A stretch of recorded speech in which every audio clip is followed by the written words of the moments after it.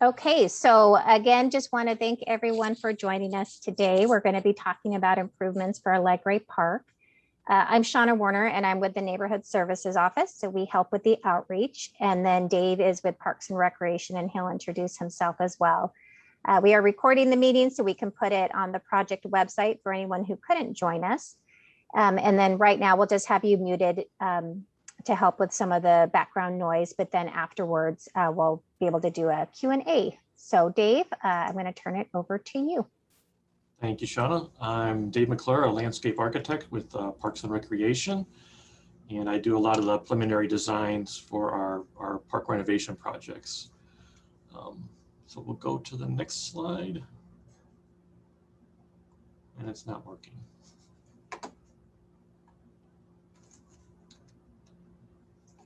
Dave did test it, so there we go. I just click it now. Anyway, there's me, and there's my contact information if anybody has any questions about the meeting afterwards, or if you think of any questions after this meeting to bring up, you can definitely call me. So today is about, so here's some of the future projects that will be happening at Alegre Park and why we're here today. One of them is a 20 by 20 Ramada that you get to select the location for in the park, or if you even want a Ramada in the park. Another project that we'll be doing is the playground shade structure over the existing play equipment. We'll be doing full rubber surfacing as part of the project as well. And the artist that's doing the standpipe will also be designing the rubber surfacing for that new play area. And then in addition to that, we'll be adding new trees to the park.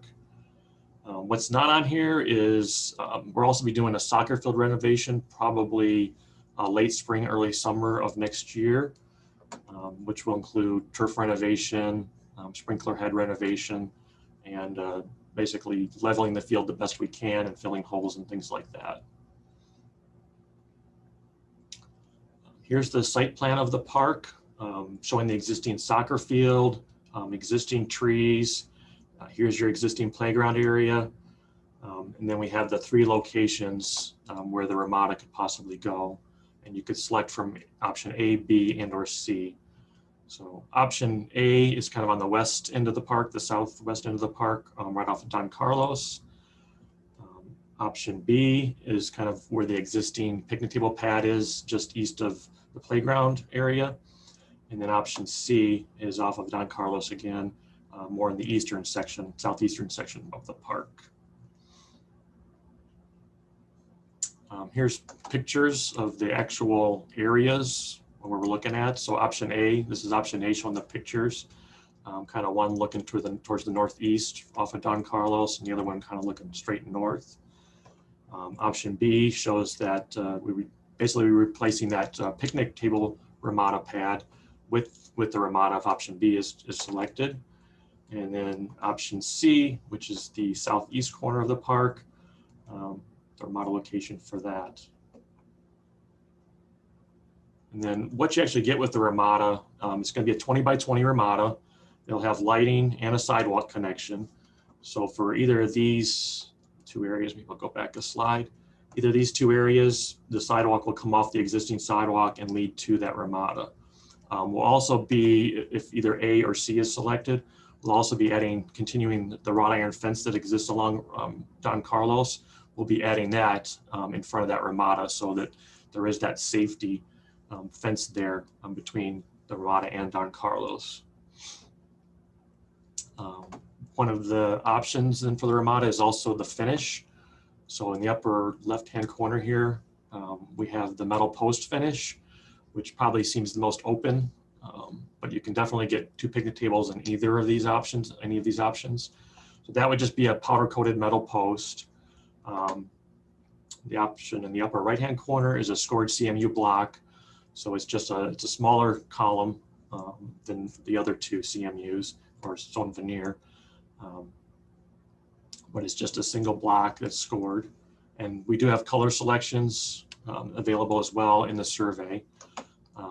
The bottom left is a notch CMU Ramada column, which will have these like little cutout areas and stuff.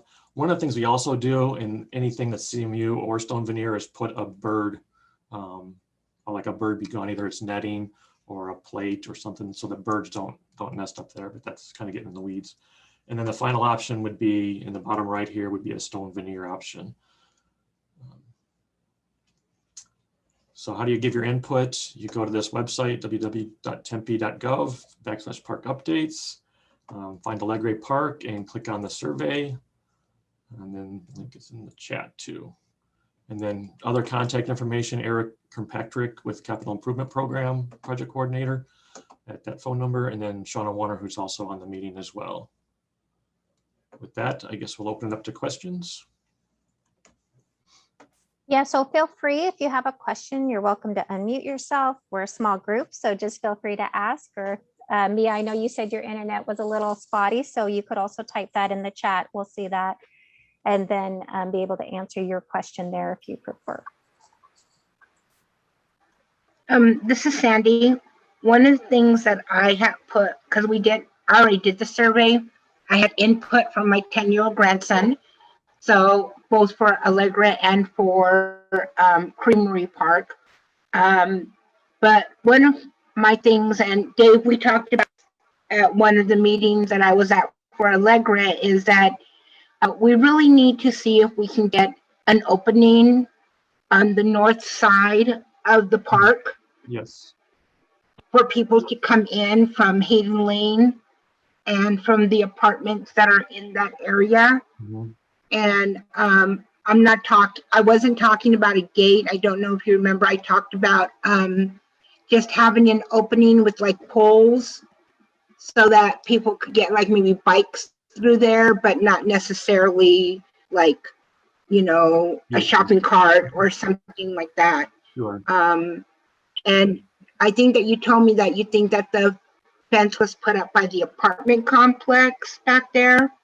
That's to the north of the park. So we did further research on that. So, that area was broken up into like 4 different parcels at one time. And that I did find out that fence, that wrought iron fence at least is ours. The CMU fence, the block wall is not ours, but that wrought iron fence is ours. So that could be something. Okay. And yeah, that's something definitely. I think. Go ahead. I just think that would make it a lot easier to have families and residents have access to the park instead of having to walk all the way around and stuff. So yeah, I would suggest putting that in your comments on the survey would be the best place to do that. I know about it already, but we'll also, as a group, we'll look at the comments, all the comments that come in from the survey. So. This is Ronnie Sue Lee, and I just want to thank Sandy for bringing that up because I had sent, I had tried to create a list of all of the different issues that we discussed, and I forgot to put that on there. And it's a really big thing for us. So Sandy, I'm just so glad that you're here and that you thought of bringing that up. Thank you. And yeah, we do. I'm thrilled, David, to hear the update that that the city owns the wrought iron fence and that there is a possibility. Dave, is it okay if I update the little list that I sent you and send it back to you and have you add anything else that you can think of? I'm trying to make sure that when I communicate what's going to happen or what can be expected, that I don't communicate anything inaccurately. So yeah, as far as the gate goes, I would just say that's something we'll look into at this point. Okay. So. Okay. Okay. Yeah, it's something that's being looked into. Yep. Okay. Thank you.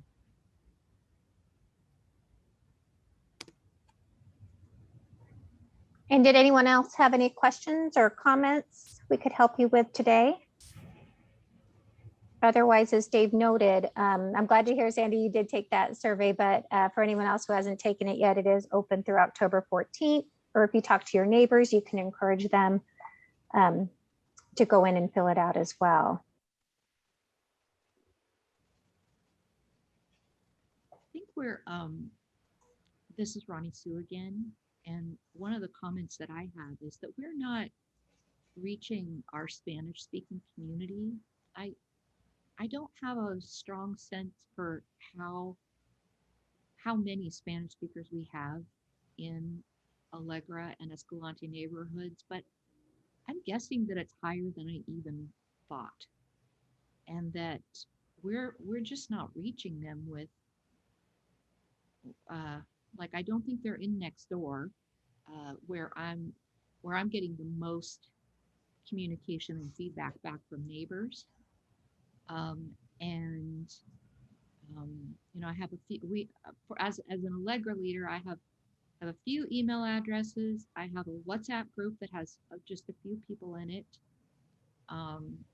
And then I have next door and a Facebook page. I don't think I'm reaching our Spanish speakers, and I'm not sure if there's something more that we could be doing. Like maybe a mailer about this in Spanish would have been a good idea. Or no, actually it was. Yeah, so we do all of our mailers are bilingual, as well as when we post a next door, that's a bilingual post to remind people as well. And we'll have a reminder postcard going out for comments, and that'll be bilingual. I know we, you know, have staff that are available to help in different languages as well. Didn't we have signs in the park too that were also bilingual? The about signage reading? in the park Yeah. are bilingual as well in the park. Yep. You know, thank you. And I guess I'm just grasping at straws and realizing that, yeah, we're doing what we can, but I just still feel that gap. Yeah. But thank you so much for that. The really helpful post, the mailers. Those were detailed and helpful. Absolutely. Any other questions on the park improvements for Dave? Mia, did you have any thoughts or wishes or concerns? I'm glad you're here. I can see your name. Before you came on, Ronnie Sue, she had let us know her internet connection was a little spotty. So we've been chatting in the chat. So Yeah. she doesn't have any questions. Thank Yeah, you. great. And there she is saying no. Yep. Well, So we're just so glad you came. Thank you very much for that. Thank you.